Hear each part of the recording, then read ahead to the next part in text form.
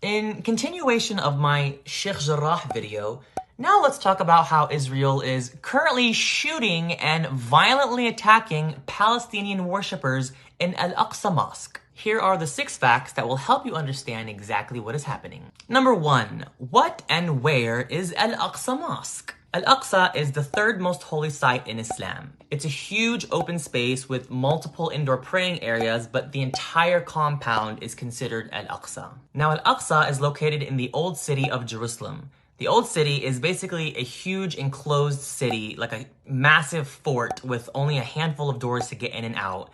It has housing, marketplaces, alleyways, and religious spaces. The old city is made up of 4 quarters: the Christian quarter, the Jewish quarter, the Armenian quarter, and the Muslim quarter. Al-Aqsa is located in the Muslim quarter. Number 2, who has control of Al-Aqsa Mosque? Under international law, this is supposed to be the map of the region.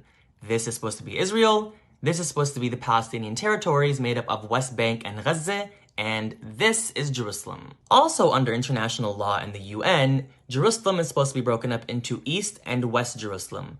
West Jerusalem belonging to Israel and East Jerusalem belonging to the Palestinian territories. Al-Aqsa and the Muslim quarter are in East Jerusalem, so legally Palestine has ownership of Al-Aqsa. That's how it's supposed to be. But in 1967, Israel took control over East Jerusalem and the Palestinian territories, which includes Al-Aqsa, the Muslim quarter, and all the neighborhoods outside the old city, like Sheikh Jarrah.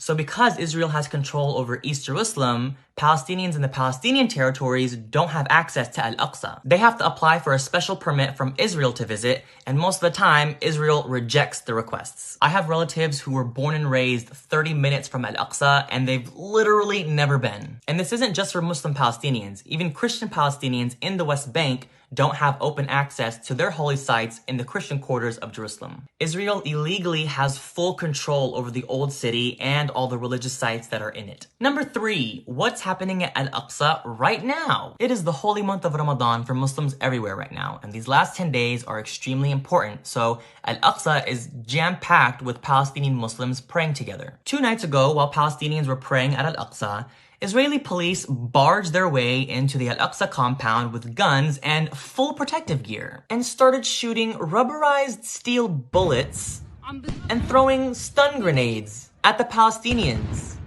who were praying at their mosque. They were just standing there praying. They also threw stun grenades at Palestinians in the marketplace who were also not doing anything. In this clip, the Israeli soldier literally threw the grenade at a Palestinian girl and a woman. Then they broke into the actual mosques, the indoor areas, punching the glass doors down, walking in with their shoes, which is not allowed in mosques. Then they continued to throw stun grenades inside the mosque, indoors, close the doors, and block it so that Palestinians can't get out. This isn't just a random mosque. This is one of the holiest sites in Islam. And they literally treated it like it was trash. This left hundreds of Palestinians extremely injured. One man lost both of his eyes. So what does the Israeli police decide to do? Attack the medical tents. They threw stun grenades at Palestinian medics. So now the medics can barely take care of the injured people. So now there's just hundreds of injured people just sitting there. The Palestinians are recording and posting all of this, and they literally don't even care. So we're all seeing this, and now Palestinians all over are furious. Number 4, what's the connection between the Al-Aqsa attacks and Sheikh Jarrah? Now this is very important. As I said, Israel has illegal control over Al-Aqsa and East Jerusalem. So what Israel does is use the Al-Aqsa Mosque as a way to control the Palestinian people.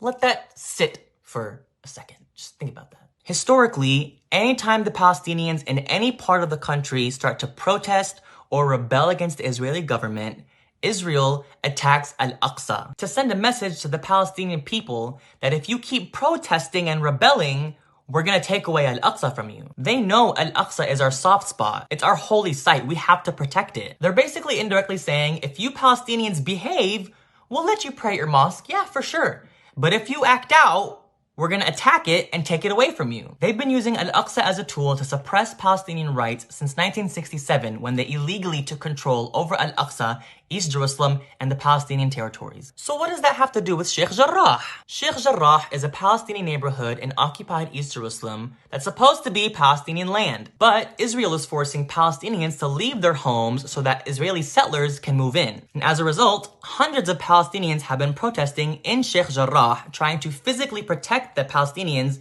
who are about to get kicked out of their homes. And what does Israel do when Palestinians protest? They attack Al-Aqsa. That's what's happening now. That's what's always happened in the past. Al-Aqsa is being attacked by Israeli police right now because of the protests at Sheikh Jarrah, to scare the Palestinians into not protesting. Number 5, how are Palestinians responding to the Al-Aqsa attacks? Remember I said Palestinians from the Palestinian territories aren't allowed to freely visit Al-Aqsa without a permit from Israel? Well, now that the Palestinians from the West Bank are furious because of the Al-Aqsa attacks, this morning, a huge fleet of Palestinians from the West Bank started heading towards Al-Aqsa. The highways and streets were jam-packed with Palestinians on their way to protect and visit their mosque. But again, Israel doesn't allow them to freely visit the mosque because they have control over East Jerusalem. So to try and stop the Palestinians from entering, Israel blocked all the highways coming from the West Bank, preventing all the buses filled with Palestinians from entering. But the joke's on them because the Palestinians don't care. They jumped off the bus and started walking to the mosque on the side of the highway. So then there's this huge march of Palestinians trying to bypass the Israeli checkpoints to get to Al-Aqsa. Then the Palestinians from Jerusalem who can freely visit all got in their cars and went and picked up those who were marching to take them to Al-Aqsa. And beyond all that, now Palestinians aren't just protesting in Sheikh Jarrah. They're protesting all throughout Israel and the Palestinian territories. And finally, number 6, what's gonna happen now? So we have these 3 things going on right now. Palestinians protesting at Sheikh Jarrah, and now all over the country, we have Israeli police attacking Palestinian worshippers at Al-Aqsa, and a huge march of Palestinians forcing their way to visit their holy mosque.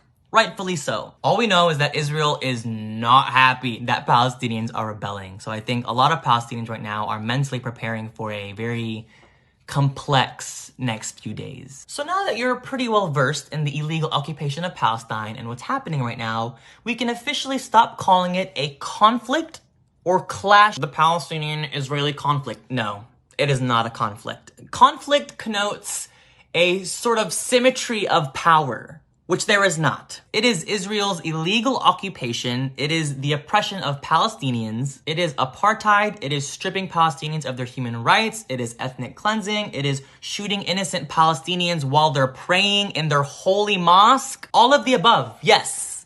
But conflict, no. It is not that. If you watch footage of what's happening at Al-Aqsa or Sheikh Jarrah right now, who has the guns? Because it's not the Palestinians, that's for sure. So you tell me who has the power here. So please help spread the word of what Israel is doing to the Palestinian people. All resources and footage and posts are saved on my highlights. Be sure to follow Muna and Muhammad al-Kurd, who are Palestinians living in Sheikh Jarrah. They're posting live footage every day of what's happening there. Please keep the Palestinian people in your prayers. ويا أهل فلسطين يا شعبي يا أغلى ناسي إحنا عن جد من جو القلب من جو الروح إحنا كلنا معكم ورح نضل معكم. الله يعطيكم القوة والعافية. والله العظيم يا ريتني معكم وقدرت أوقف جنبكم، بس توكلنا على الله. الله يحميكم يا حبايب، يا أغلى الحبايب. السلام عليكم.